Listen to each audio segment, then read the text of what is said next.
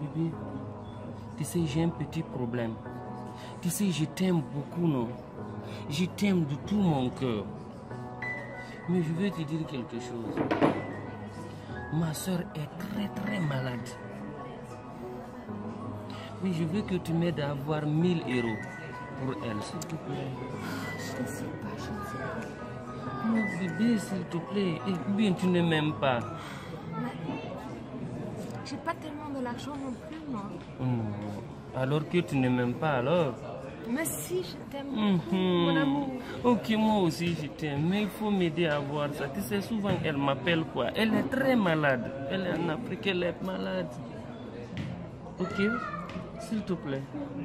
Je vais essayer. Tu vas essayer? Non, chérie, je t'aime beaucoup. Moi aussi, je t'aime beaucoup.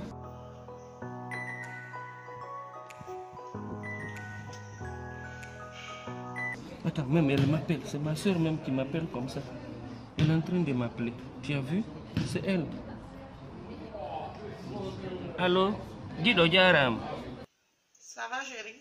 E mi yiɗa noon ya wowle haala maɓɓe kan nane o nanay koye ɗum ɗon jarama na laaton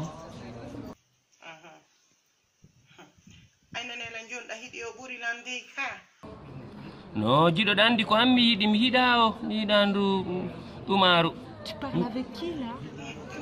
Avec ma sœur.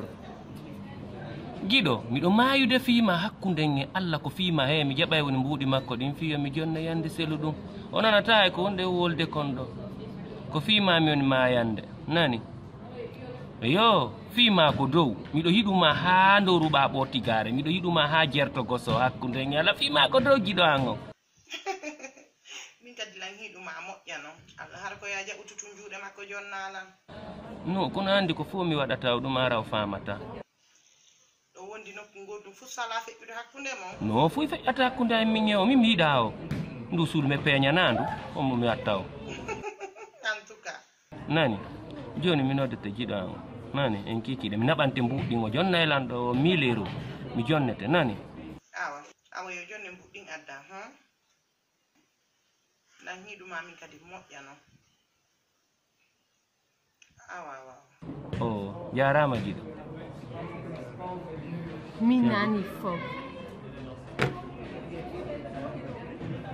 Je m'en vais. Cherche-toi un autre.